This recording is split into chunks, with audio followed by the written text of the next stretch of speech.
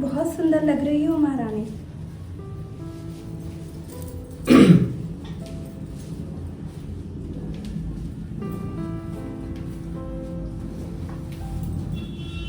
आइए महाराज।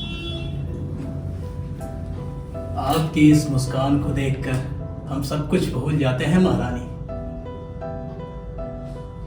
महाराज, पड़ोसी राज्य में कुछ हुआ है क्या? आप निश्चिंत रहें, हमारा राज्य, हमारे लोग सब सुरक्षित हैं।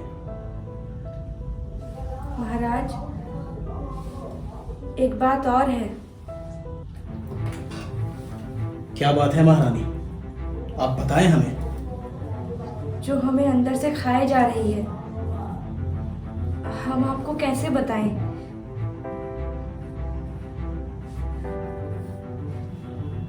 बताएं आप। महाराज, हम मां नहीं बन सकते। आप दूसरी शादी कर लें। ये कैसी बातें कर रही हैं महारानी? धैर्य रखिए। यदि प्रारब्ध और समय में निसंतान रहना ही लिखा है तो इसे प्रभु का प्रसाद मान खुशी खुशी स्वीकार कर लेंगे।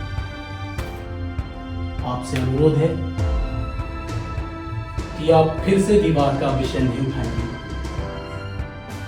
महाराज, महारानी,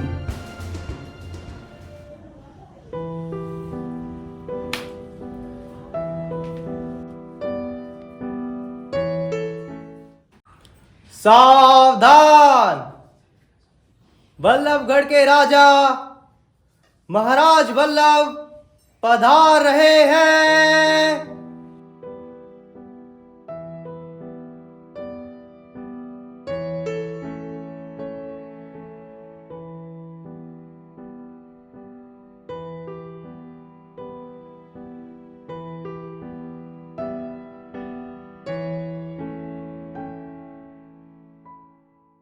महाराज, पड़ोसी राज्य में जनता विद्रोह करने वाली है।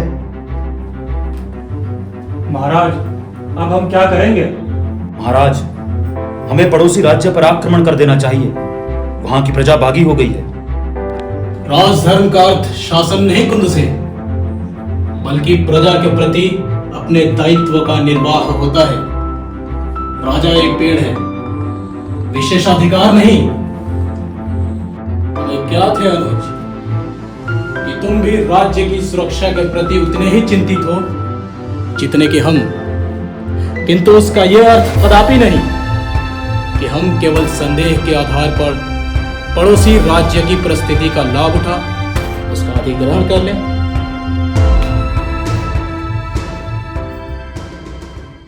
वहां की प्रजा स्वयं संगठित होकर राजा का विद्रोह करेगी और नए राजा का चुनाव। महाराज, लेकिन यदि हमने उन्हें शरण दे दी तो हम अपनी प्रजा को क्या बतलाएंगे कि हमने उन पर आक्रमण नहीं किया बल्कि उन्हें शरण दे दी? अनुज, अपना राज्य और अपनी प्रजा को कैसे सुरक्षित रखना है हम बखूबी जानते हैं। महाराज, कौन हमारे दुश्मन है और कौन हमारे मित्र, हम कैसे पहचान करेंगे? महाराज, दोस्त के शब्द में दुश्मन कब हमारे राज्य में दाखिल हो जाएंगे हमें पता भी नहीं चलेगा। महाभारत में ऐसे कई मित्र थे जिन्होंने अपनी ही सेना के साथ विश्वासघात किया। ऐसे भी कई लोग थे जो ऐन वक्त पर पाला बदलकर कौरवों या पांडवों के साथ चले गए। शल्य और युयुत्सु इसके उदाहरण हैं। इसीलिए कहते हैं कि कई बार दोस्त के भेष में दुश्मन हमारे साथ आ जाते हैं और हमसे कई तरह के राज लेते रहते हैं। कुछ ऐसे भी मित्र होते हैं जो दोनों तरफ होते हैं, जैसे कौरवों का साथ दे रहे भीष्म, द्रोण और विदुर ने अंततः युद्ध में पांडवों का ही साथ दिया। महाराज, हमें सोच समझकर कदम उठाना चाहिए। अब आप लोग जाइए, हम इस पर विचार करेंगे।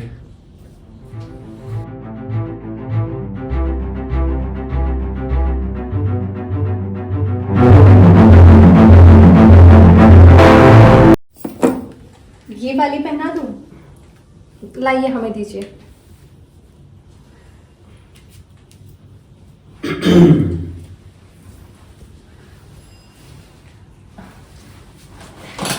आइए महाराज। क्या कहा महारानी ने? वज्र को क्यों बुलाया था? क्या संदेश है महारानी का?